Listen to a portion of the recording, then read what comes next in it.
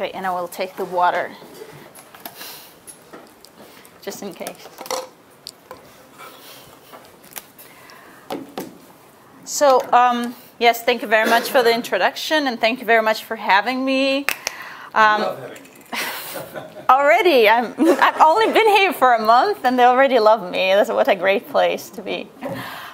So yes, I am working on a book, and when I was thinking about this presentation today, I was again, thinking how I should present this book in 30 minutes, because I don't know, I was told I have 30 minutes. Do I have 30 minutes? And also make it accessible to the audience that might not be particularly interested in the Soviet Union. So I would only talk about one aspect of the book, one chapter, just to give you an idea of what the book is about. And I don't have a PowerPoint presentation because, it's a conscious decision. I don't have any visuals, unfortunately. I don't have any quotes today, so you'll just have to bear with me. Before I move on, I just want to give you a brief idea of the historiographical debates I see myself in. The first one is the general debate about domestic service. And domestic service is extremely popular among scholars among sociologists, historians, anthropologists, because it lends itself very well to exploring all kinds of inequalities: gender inequality, class inequality, racial inequalities, any inequality, it's there. And the literature is very diverse. But what most of these writings have in common is that when they talk about domestic service in the modern world, it's being analyzed and critiqued, particularly the inequalities and exploitation that is usually associated with domestic service. It is usually seen as the product of capitalism and the market. And when you listen to this critique of capitalism and exploitation in domestic service, you often assume that what is the alternative? And the alternative is often socialism. Moreover, a lot of researchers that work in domestic service are thinking about different policy solutions that will improve the lot of domestic workers. And again, when we think about these policies, we don't really know what happens when these policies are enacted. And one of those examples is the Soviet Union, which so far hasn't really been studied. What happens to domestic service under socialism? So this is one of the conversations. The second conversation that is, of course, the conversation about the Soviet Union and inequalities within the Soviet system. Again, the fact that domestic servants existed in the Soviet Union is known to historians. But most historians believe that domestic service was something secret, something that happened behind closed doors of upper class apartments. As I will show, it wasn't so. In fact, domestic service was discussed on the pages of popular magazines, in meetings. Domestic workers were ubiquitous in Soviet fiction and film. So it wasn't a secret, as we usually think about it. Another common kind of feature of this historiography is that when it talks about domestic service, it talks about domestic service in the 1930s, domestic service under Stalin. And it is usually part of the conversation about the great retreat from the revolutionary values under Stalin, or the betrayal of the revolution, as Leon Trotsky put it. Or if you're a historian of gender, this is the time of the conservative term, which is very different from what happened before, during the first decade after the revolution in the 1920s. So what I argue is that this betrayal of the revolution was in fact part and parcel of Bolshevik ideology from the very beginning. As I will show, the economic challenges were, of course, important in normalizing domestic labor, but the hierarchy of labor that was embedded in Soviet ideology from the very beginning was what made it possible. So, for the rest of my time, I will talk about a history of a particular law, one piece of legislation, the law on the working conditions of workers hired to fulfill housework and personal service for the employer and his immediate family, enacted in February of 1926, so 9 years after the revolution of 1917. So I argue that this law that actually denied domestic workers a lot of the rights that other workers in the Soviet Union had was a manifestation of the gendered hierarchy of labor that recognized the necessity of housework, but prioritized productive labor outside the home over reproductive, or as they said, unproductive labor within the home. It was also a manifestation of the Soviet rationality when collective needs were prioritized over needs of the individual or a certain group of workers. And it was also a product of a gendered vision of a society in which housework was women's work. So the story begins in 1918 when the Bolsheviks enacted their first labor code. The code was to apply to all laborers. It made no exceptions for people working in private household. The next code that was enacted only 4 years later, in 1922, also made no exceptions for domestic workers. Just like any other laborers, domestic workers were entitled to an 8-hour workday, labor contract, weekends, a paid vacation. So all this, all this package that the Soviet state bestowed on the workers. Domestic workers had to receive salaries based on official wage scale. Their employers were supposed to pay insurance premiums for hiring servants. In case a domestic worker lost her job, she could apply for unemployment benefits. So basically, this legislation was built on the assumption that domestic workers were just like any other workers in the worker state. Moreover, the word servant, the pre-revolutionary word servant or прислуга, was replaced with the word домработница, domestic worker, to emphasize again that these are workers in a worker state. Yet the attitude towards the practice of hiring domestic servants or workers remained quite ambiguous. So for those of you that are not very familiar with the history of the Soviet Union, so when the Bolsheviks came to power, very quickly they ended up fighting a civil war. And even though they won, the economy was devastated, and Lenin enacted what is known as the new economic policy. So the partial reintroduction of market relationship that included private employment of workers, appearance of a class of nepmen, the small businessmen. So this policy that was supposed to help the economy recover was also considered as a step back by some of the Bolsheviks. So this practice of hiring service for many people in the Bolshevik elite seemed like one of those ugly faces of the new economic policy. Soviet newspapers and magazines were full of stories of domestic workers being exploited, abused, denied equal rest and pay. As the Central Party newspaper Pravda wrote, now all those who are not used to working themselves are hiring maids. Domestic workers themselves were described as the most exploited, the most backward kinds of workers, and therefore they were particularly entitled to receive support and help from the Soviet state, the dictatorship of the proletariat.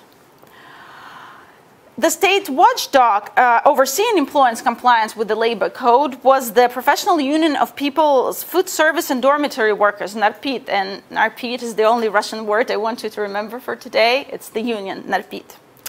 NARPIT was one of the numerous unions that was originally a labor union, but then lost its independence and became a state labor union that was mostly acting in the name of the workers, but in fact in the name of the Soviet state. So in case there was a conflict between a domestic worker and the employer, the domestic worker was supposed to go to the union and have a hearing with the union's Rates and Disputes Commission. Materials from Leningrad, NARPID's Rates and Dispute Commission show that the members understood relationship between the employer and the domestic worker in class terms.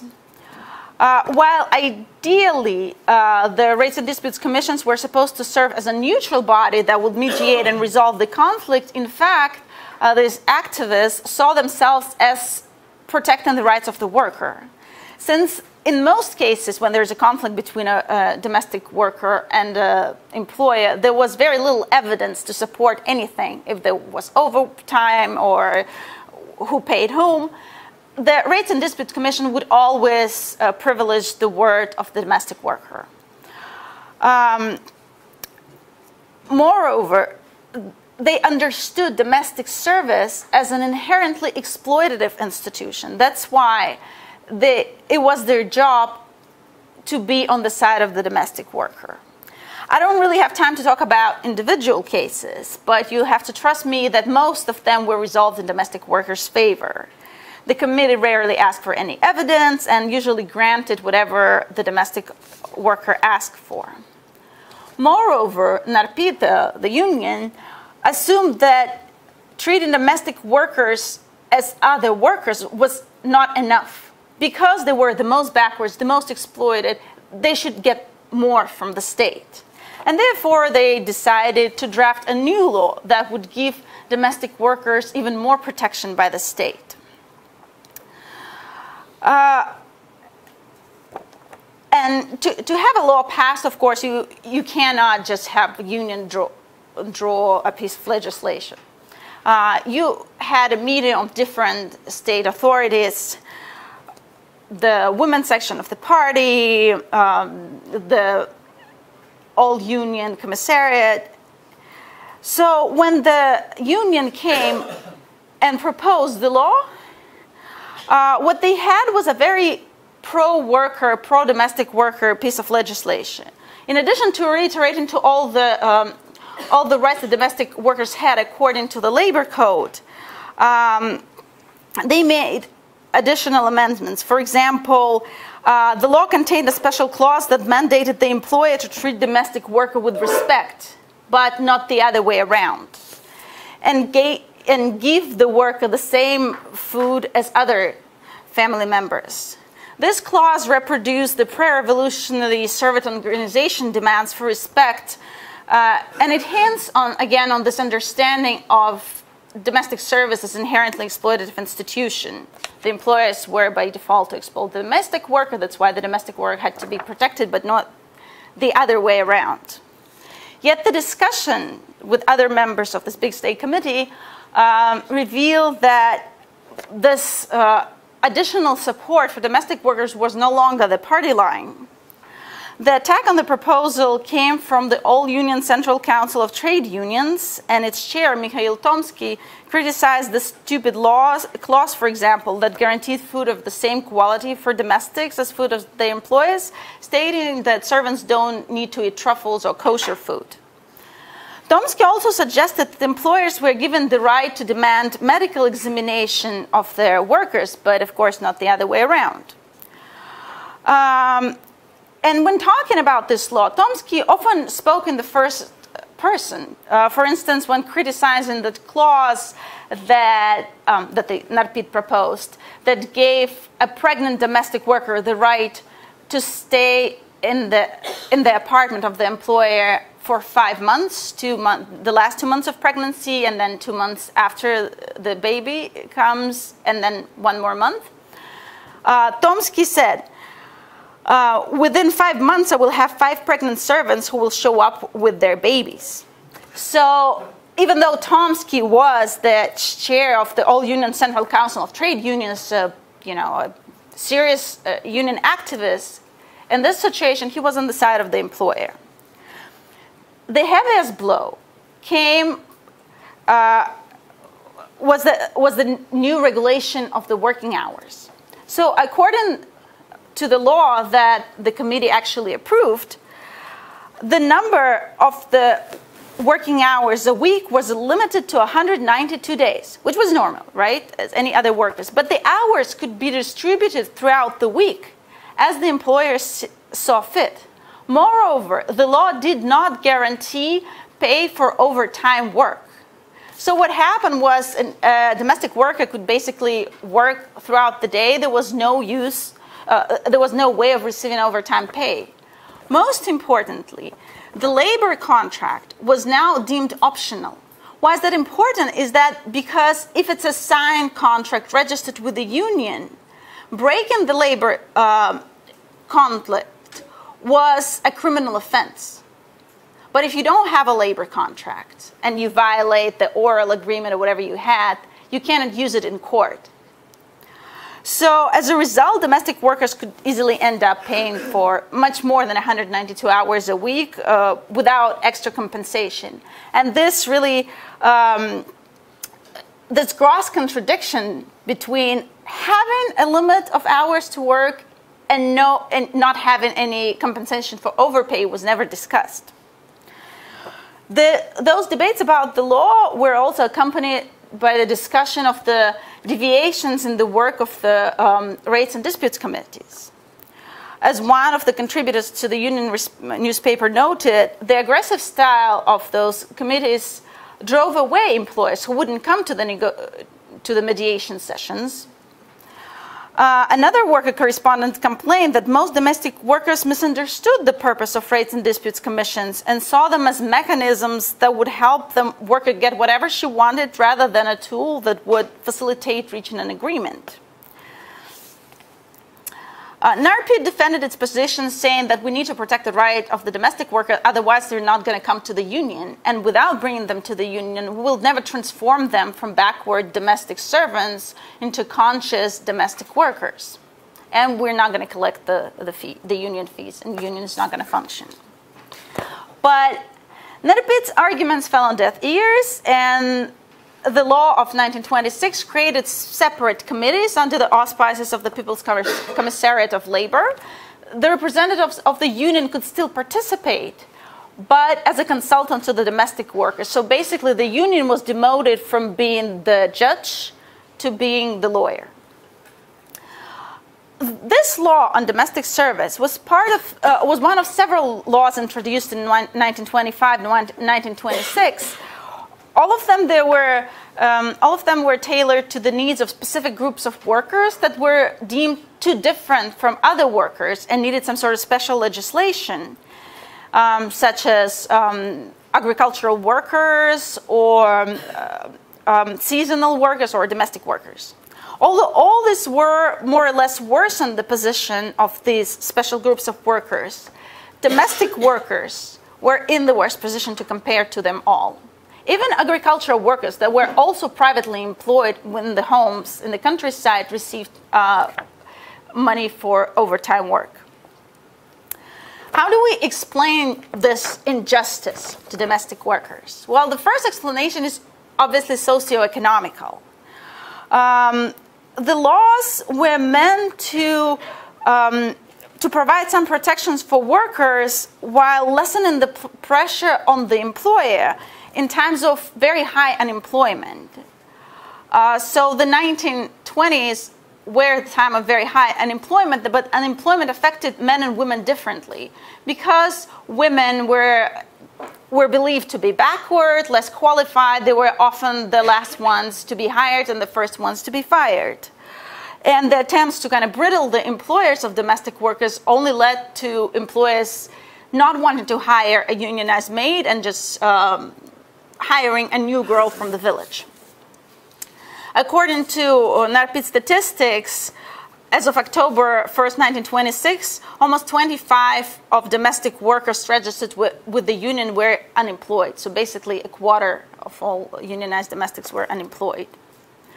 So it seems that the rights of the individual domestics were to be sacrificed for the needs of domestic workers as a group. So you can't come and complain and get whatever you want because it's going to jeopardize everybody else, all the other domestic workers. But meeting the needs of domestic workers as a group was not the end goal of the law. Rather than defending the narrow interest of domestic workers as a group, the Soviet system of labor management, which included labor laws and unions, was first and foremost to ensure the growth of Soviet economy. Only with a sufficient material base can you start building a socialist state. Initially, domestic workers appeared to be irrelevant to the goal of building socialism. How could a maid working in a private home contribute to the building of socialism? However, by the mid-1920s, it became clear that maids indeed had something to do with building socialism. By that time, the union conducted research, and it turned out that the majority of employers were, in fact, workers or white-collar workers. For example, in Moscow, 77.8% of employers were white-collar workers and 7.5% were blue-collar workers. As one of the brochures published after the introduction of the law argued, the Soviet master is not a barin. Barin is a term used to address the master before the revolution. So the Soviet master is not a barin that used to hire maids. Most employers in the Soviet Union are workers whose wives work at factories and have no one to look after children. Soviet white-collar workers whose wives also work somewhere. Families of public servants, union and party activists, in which husbands and wives run around all day attending meetings in addition to their jobs, and the responsibility of raising the children and running the household lies mostly on the shoulders of the domestic worker. Single women that are busy with their jobs, and women with children. The number of nepmen that hire servants is quite small, and the law is intended not for them, but first and foremost for the categories of toilers listed above, who are not the wealthy and hire domestic workers out of need, not out of idleness. So this passage explicitly states that the needs of employers were the primary reasons why this law was introduced. Satisfying the needs of employers, in turn, was in the best interest of the state. Domestic workers were needed by the Soviet economy to free the labor of the more qualified employers so they could participate in building socialism in the factory or in their office. The passage also reiterated that housework was women's responsibility. Only those families in which women were also involved in productive labor outside the home were deemed to have the right to have maids. Of course, Bolsheviks, like good Marxists, believed that the final solution of housework will be socializing and rationalizing domestic work, building public cafeterias, laundromats, building creches. Creation of this public service industry would solve two issues.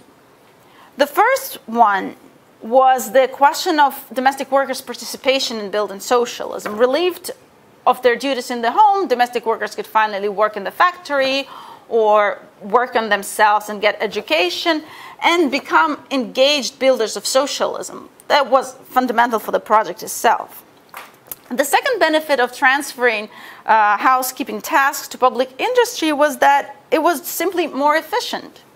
The Bolsheviks believed that professionals working at laundry facilities, cafeterias, and kindergarten would simply do a better job of cooking, doing the dishes, and raising children.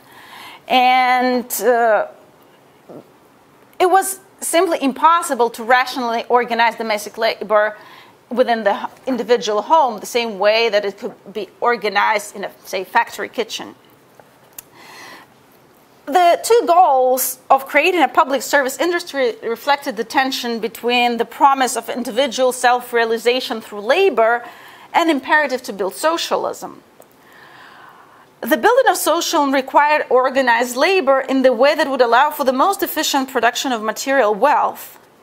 Taking into account the objective differences in people's abilities, or the fact that someone is a little backward right now and the other person is more conscious, implied that division of labor that was in fact necessary. Marxists saw collectivization of housework outside the home as the most efficient solution to the problem of housework. At the same time, the centrality of efficiency in socialist labor organization meant that potentially domestic labor could be organized some different way if deemed necessary. So under the economic pressures of the post-Civil War society, the Soviet state chose to invest its limited resources in something that they felt was more important for the project of building socialism and production. Investing money into public service facilities would, in the eyes of the Bolsheviks, benefit women first and foremost. This gendered view of domestic labor came into conflict with the state's need for the labor of some of professionally or ideologically trained women. That was particularly true when talking about families of the Bolsheviks that tended to marry within their intelligentsia circles, and in those families, most often than not, both the man and the wife were engaged in some sort of productive labor. Hiring a nanny or a maid became widespread and acceptable solution for these families. So the law of 1926 makes sure that the most valuable toilers could exercise their privilege of not having to do housework. A year after this law was introduced, the All-Union Central Council of Trade Unions commissioned a secret report on its effects. Well, the secret report contained some discouraging news. The number of labor agreements plummeted. In general, as the report argued, the law paved the way for unbridled exploitation of domestic workers. The courts of conciliation that replaced rates and disputes commissions chose the tactic of giving domestic workers some money, but not what they asked for, because as they often argued now, there was no evidence to support the domestic workers' claim. So clearly the domestic workers were worse off. However, I want to emphasize that this high number of complaints in the courts is also indicative of the fact that domestic workers did go and complain, that this law gave them the sense that they were entitled of some sort of protection by the Soviet state. To sum up, the history of domestic service in the early Soviet period is a story of how the failure to address gender hierarchies undermined the efforts to build class equality. Historians have convincingly argued how the Bolsheviks actually failed to free women, and the history of domestic service is part of the story. But again, I want to emphasize that what I try to argue is that this obliviousness to gender inequality actually resulted in creating class inequality. Existence of domestic labor in the Soviet Union did rest on class privilege. Most domestic workers were peasant migrants working from middle class or upper class families. However, it was gender inequality that enabled those families to realize their privilege by hiring a maid without undermining their status as honorable Soviet citizens. Thank you.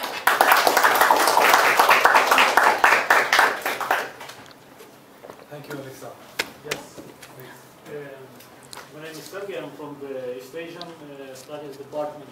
And first of all, in my opinion, the most famous housekeeper in Soviet Union was the housekeeper of Joseph Stalin, Valentina Istomina. She was his housekeeper from 1945 till his death, over many years. And she originally came from a village, and later she was employed by Stalin. Some of his security staff found her for him. And my question, this woman came from the village and working in the factory. So I want to, first of all, to ask, what kind of what group of population did the housekeepers represent? What was it the possibility to come from the village to live in the big cities of Soviet Union? Because as everyone knows, there was no equality in Soviet Union. The life in the villages was much very poor in comparison to the life in the cities. And I want to look at on the legislation from another side, if Stalin and all the big party leaders had housekeepers, so they were interested to do this legislation and have housekeepers at their home because they needed them. It was kind of prestige and. Okay, first of all, I should have taken a pen. If I forget about something, please remind me. First, your comment about Istomin being the most famous housekeeper. Yes, and what group of population, is there statistics? Yeah. Who was this people, housekeepers? And the second question is, I just look this on this legislation from on another side. That it was legislated by people, by party leaders, but they're interested to have housekeepers. Party leaders wanted housekeepers. Okay, talking about this Istomin, of course, at that time, nobody knew about her. It's not like Pravda wrote about Stalin and his housekeeper. We know about her now, and we know about this nannies and maids in his home from, for example, from the memoirs of his daughter, who actually argues that originally they did have all these peasant women, and then in mid-1930s they were all replaced by the newcomers hired through secret services. So basically there were two different terms, prisluga and obsluga. So if you're at this level that Stalin was, they were not just random ladies from the countryside. They were, of course, vetted through a more serious process.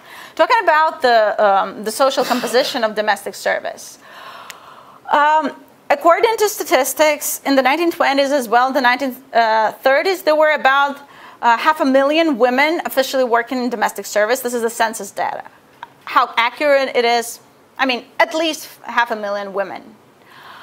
Most of them came from the villages. That's true. Most of them were women looking for jobs in the 1920s. In the 1930s, an additional impetus was to get a passport because people working on collective farms didn't have passport and the freedom to move around the country.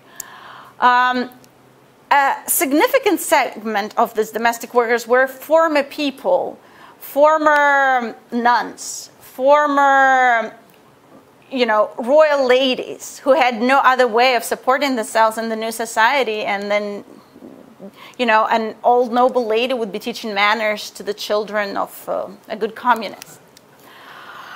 As for your second question was that the reason that they had domestic workers is that the elites wanted them. I agree, but I think you're implying that that was because they were just duplicitous, and they claim that they're building a state where everyone will be equal, but for themselves they actually kept servants. And I think this is the argument that initially Trotsky is making, and I don't know, Timashov and all the other historians of the Great Retreat. But shops for themselves, they live different life from the rest of society. Right, but why did they have that? Just because they were jerks, or because this is what building socialism required? You need to stimulate those who perform the most valuable labor for the state in a certain way. So it makes more sense to have a family. So, I'm sorry? It makes more sense to have a family of highly qualified individuals working in the factory, and then a backward lady doing their dishes. It's better for the socialist project. And in fact, in the 1930s, there was this call to provide better care for better domestic care by domestic servants for better workers, for shop workers in the factory, for example. Yes. Please. Yes. Thank you. I wanted to ask,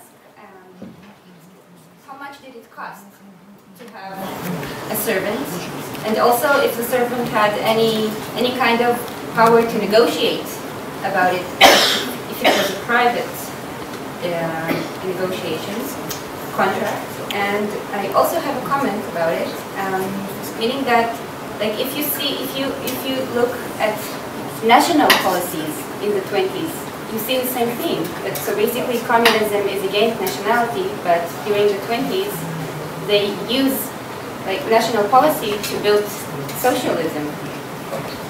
So It's a tactic. Yeah, it's a tactic. It's not only about the servants. It's about like a lot of things that you would consider as anti-communist. Actually, they're not. That's what we collect one or two more questions. Just coming from out of the subject.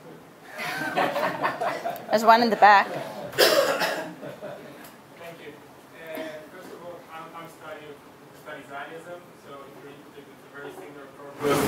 Study very similar tension in Zionism in the same years. We reference. It's in a readable language, in English. Ah, okay. Always good. Second one, you said it's this you talked about. You talked about the first chapter of the book. Can you tell us what the rest of the chapters are about? Oh, the rest of the chat about the book? Okay, sure. Okay, one last question.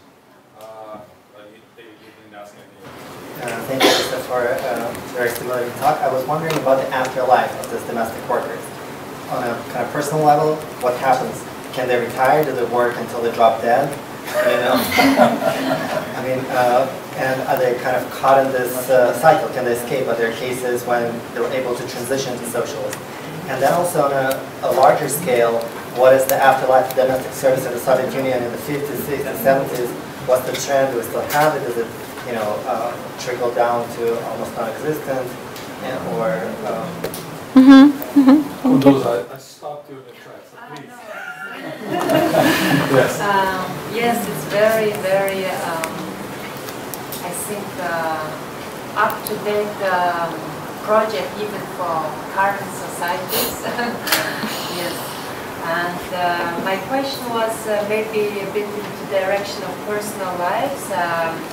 Like if they were so important for the role of being nannies for these elite people, did the government also foresee for them socialism spirit trainings? Let's say, was they also programmed in this spirit that their children will be singing the same songs, etc.?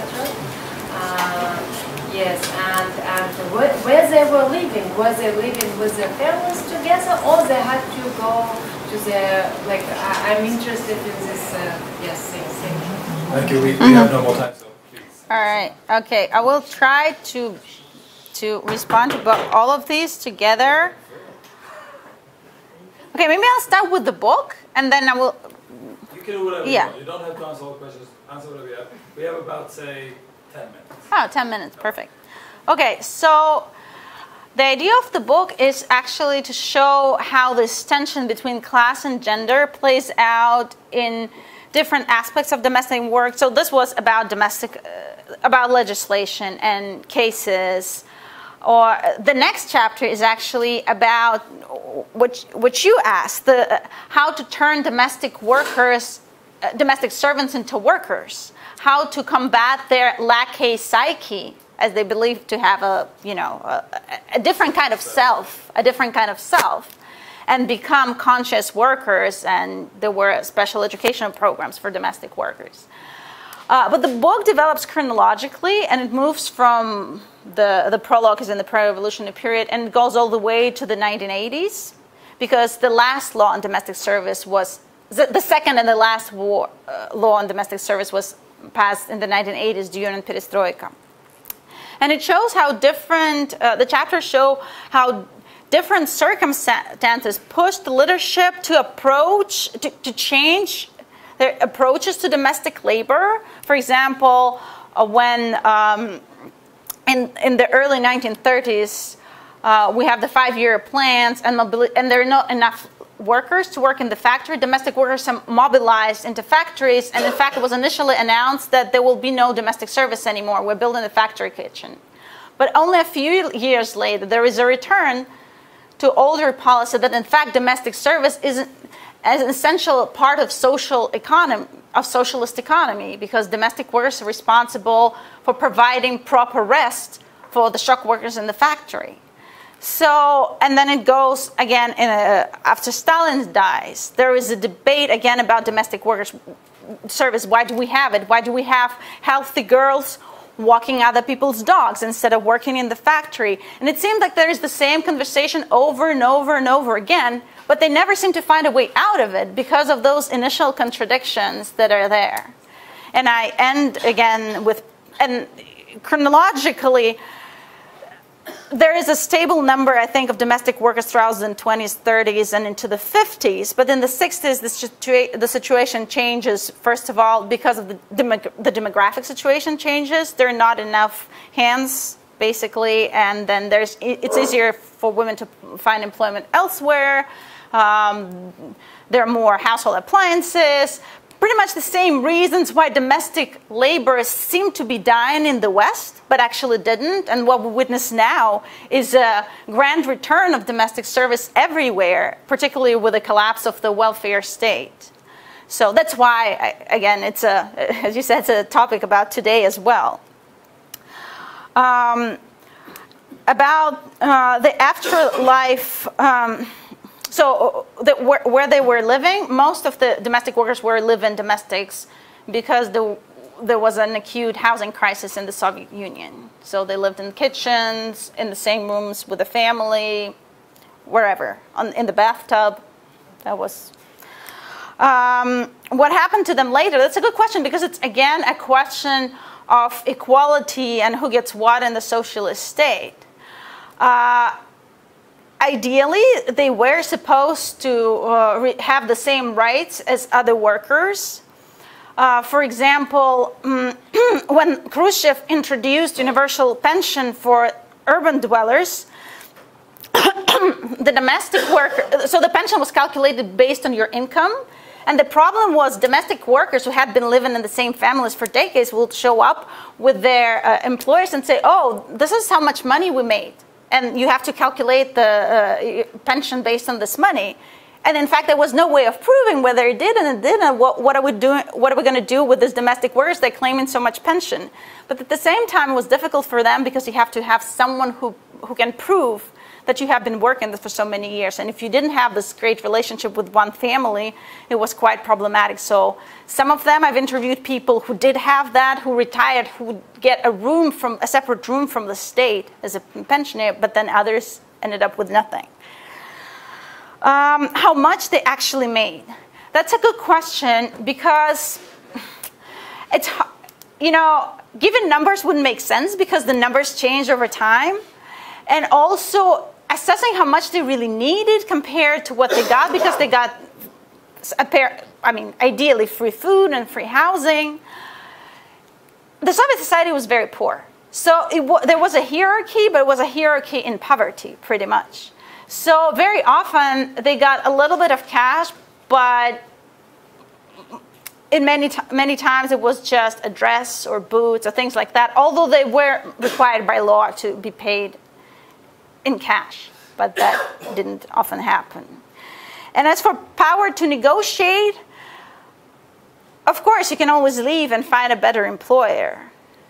But there was, again, part of the story in the 1920s, there was an idea to develop a wage scale for domestic service, just like there was a wage scale for all the other workers. And there were, I think, 7 different gradations. What you're a nanny, or housemaid, or whatever. But then by the mid-1920s, they gave up on that because there was no way of calculating qualifications of domestic worker and how much work she performed. Is there anything else I forgot? No? That's it. Okay. Thank you very much. Thank you.